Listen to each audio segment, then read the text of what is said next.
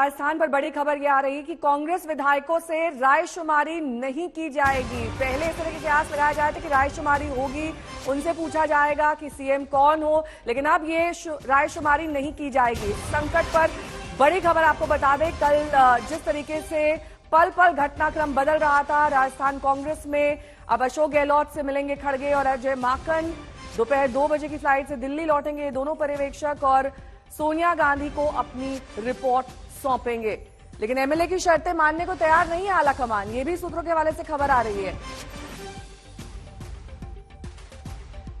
शरद कुमार मेरे सहयोगी जुड़े हुए हैं, मौसमी सिंह जुड़ी हुई हैं। शरद, आपका रुख करते हुए, रायशुमारी नहीं की जाएगी, अब जो कांग्रेस के विधायक हैं उनसे नहीं पूछा जाएगा, लेकिन इस बीच गहलोत के उस बयान पर एक बार फिर से मैं लौटना चाहूंगी जिसमें वो कह रहे हैं कि वो अध्यक्ष पद के लिए भी आला कमान की बात मानेंगे, राजस्थान का सीएम कौन होगा इस पर भी आला कमान की बात मानेंगे। लेकिन उनके बयानों से तो ये नहीं लग रहा है, कहीं ना कहीं विरोधाभास है और ये लग रहा है कि कुर्सी का पद और कुर्सी का मोह जा नहीं रहा है।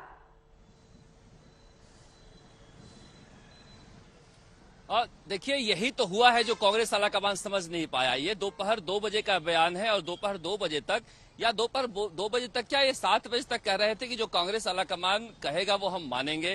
कांग्रेस आलाकमान इस चक्कर में बैठा रहा कि मैं आलाकमान हूं और रात 9 बजे इन्होंने कह दिया कि इस्तीफा देंगे। और ये इतना इस समय रोकेंगे आपको बीजेपी के नेता नहीं घटित नहीं हुई। भाजपा का अगला कदम क्या होगा? हम देख रहे हैं जब मंत्रियों ने इस्तीफे दे दिए हैं, विधायकों ने 90 से ज्यादा त्यागपत्र दे दिए हैं, तो फिर सदन का स्वरूप क्या रहेगा इस पर चर्चा होगी। पूरी की पूरी बॉल विधानसभा अध्यक्ष के पाले में है, उनको देखना है, उनको विधायकों को नोटिस देना चाहिए जिन्होंने इस्तीफा दिया है कि वो अपने इस्तीफे पर अड़िग है तो वो वापस उनको लिख के दें, और वो लिख के देते हैं या उनसे विधानसभा के नियम और प्रक्रिया में जो प्रारूप है उसमें इस्तीफा मांगना चाहिए। ये नाटक नहीं होना चाहिए, बहुत हो गया है नौटंकी। कभी 7 सितारा होटल में जाकर कैद होते हैं, 34 दिन तक इस सरकार को चलाने वाले लोग खुद किसी दूसरे के इशारे से चलते हैं। इससे बड़ा दुर्भाग्य कुछ हो नहीं सकता। शरद हमारे साथ लगातार जुड़े हैं। शरद, पहले तो अपनी बात पूरी की है और उधर राजेंद्र राठौर ये कह रहे हैं कि जो पूरा ड्रामा चल रहा है, जिस तरीके से राजस्थान की राजनीति को एक मजाक बना दिया है कांग्रेस ने, उससे जल्द पार पाना होगा कांग्रेस को, क्योंकि आगे ये बड़ा डैमेज होने वाला है इसकी वजह से। बिल्कुल नहीं, आप सही कह रही हैं। बीजेपी तो कहेगी, क्योंकि कहा ही जाता है कि घर फूटे पड़ोसी लूटे, तो बीजेपी को तो मजा आ ही रहा है। लेकिन देखिए, सबसे बड़ी बात यहाँ पर यह है कि कांग्रेस अब यहाँ से आगे कैसे जाएगी। अब ये केवल राजस्थान का मसला नहीं रहा नेहा, अब राष्ट्रीय अध्यक्ष के पद पर जो भावी राष्ट्रीय अध्यक्ष अशोक गहलोत बनने जा रहे थे, क्या वो बनेंगे? मुझे लगता है किसी वेणुगोपाल अगर वो आ रहे हैं तो दिल्ली, तो इस बात पर भी चर्चा होगी कि किस मोरल अथॉरिटी से अब अशोक गहलोत को राष्ट्रीय अध्यक्ष का प्रत्याशी बनाया जाए। तो अब मसला जो है कांग्रेस के राष्ट्रीय अध्यक्ष पद का भी फंस गया। अभी सचिन पायलट से आगे चला गया है मसला। अब विधायकों से राजकुमारी किस बात पर हो, जब हमने कह ही दिया विधायकों ने। शरद, अशोक गहलोत और सचिन पायलट की सियासी जंग नई नहीं है, लेकिन हर बार अब तक इस जंग में पायलट को मन महसूस कर पीछे हटना पड़ा है। चाहे 2018 में सीएम की रेस से पिछड़ना हो या फिर 2020 की बगावत, अशोक गहलोत दोनों मौकों पर उन पर भारी पड़े। मैं भारत के राज्य के मंत्री के रूप में अपने कर्तव्यों का श्रद्धापूर्वक और शुद्ध अंतःकरण से निर्वहन करूंगा।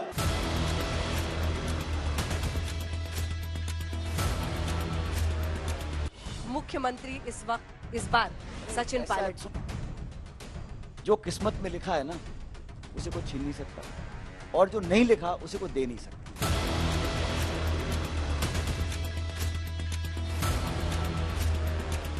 2018 विधानसभा चुनाव से पहले तक सचिन पायलट किस्मत का भरोसा कर रहे थे, लेकिन चुनाव परिणाम के बाद सितारे गहलोत के बुलंद हुए तो अंदरूनी अदावत धीरे धीरे बगावत में बदल गई। उससे पहले विधानसभा चुनाव में सचिन पायलट अपना काम कर चुके थे। 2013 में मात्र 21 सीटों पर सिमटी कांग्रेस ने राजस्थान में सीटों का शतक लगा दिया था, और उसके बाद सीएम पद के लिए पायलट और अशोक गहलोत की जंग सड़क तक आ गई। दौड़ दिल्ली तक होने लगी, आलाकमान के सामने हाजिरी लगने लगी। तब राहुल गांधी के करीबी भंवर जितेंद्र सिंह ने भंवर से निकाला और राजस्थान कांग्रेस अध्यक्ष रहते हुए पायलट डिप्टी सीएम बनने पर राजी हो गए। मैं सचिन पायलट ईश्वर की शपथ लेता हूँ। गहलोत को राजस्थान की कमान मिल गई। उस वक्त कांग्रेस की ओर से पायलट को भविष्य के लिए भरपूर भरोसा दिया गया। पायलट से कहा गया कि लोकसभा की स्थितियों की ओर गौर करें। पायलट ने हामी भर दी और गहलोत के लिए डिप्टी सीएम बनकर काम करने को राजी हो गए।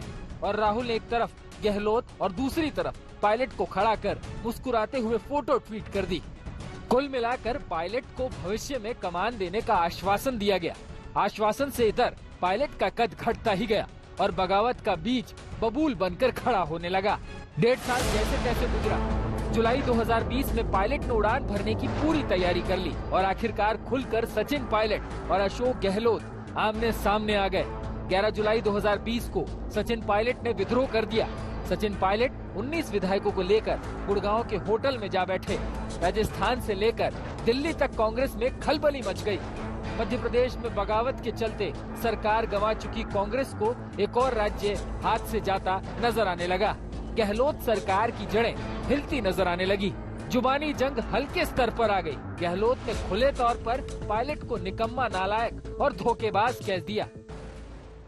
7 साल के अंदर एकमात्र राजस्थान हिंदुस्तान का राज्य होगा कि प्रदेश कांग्रेस कमेटी के अध्यक्ष को बदलने की मांग नहीं करी, ना सीनियर ने ना जूनियर ने। एक छोटी खबर नहीं पड़ी हुई किसी ने कि पायलट साहब को हटाना चाहिए प्रदेश कांग्रेस कमेटी अध्यक्ष से।